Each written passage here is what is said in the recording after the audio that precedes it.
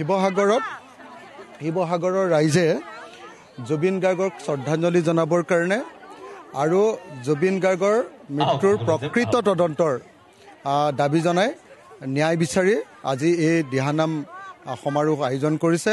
মই ইয়াত উপস্থিত থাকিবলৈ পাই অতিশয় সুখী হৈছোঁ। যিসকল হাজাৰ হাজাৰ আইসকল ইয়ালৈ আহিছে, আই মাতৃসকলক সেৱা শুশ্ৰূষা কৰোঁতে যদি কিবা ভুল ভ্ৰান্তি হৈছে ক্ষমা কৰিব।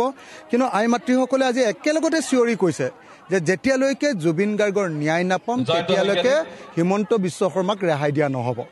বাকী যিয়ে কৰক নকৰক এটা বস্তু লাগিবই যে আমাৰ মৰমৰ সন্তান জুবিন গাৰ্গৰ ন্যায় লাগিবই। লাগিবনে? সেইটো লাগিব। বাকী যি হওক নহওক, হয়নে নহয়? কিন্তু জুবিন গাৰ্গৰ ন্যায় লাগিব। তেতিয়াহ'লে আমি ধৰিম। আমি যদি 8 ডিচেম্বৰৰ ভিতৰত যদি সঁচাকৈ তেওঁলোকে ন্যায় নিদিয়ে তেতিয়াহ'লে ডেফিনেটলি আমি ৰৈ আছোঁ। আৰু আপুনি শুনিছেই চাগে যে বাৰম্বাৰ এটা কথা কৈ আছে আমাৰ বিখ্যাত ঢুলীয়া বিখ্যাত গায়ক আমাৰ গগৈ ডাঙৰীয়া বিহুৰ কি গগৈ তেখেতে আমাক স্পষ্টকৈ কৈ দিছে যে আমি ধৈৰ্য ধৰি ৰৈছোঁ, কিন্তু তাৰ পাছতো যদি ন্যায় নাপাওঁ তেতিয়াহ'লে কুৰুক্ষেত্ৰ যুদ্ধ হ'ব।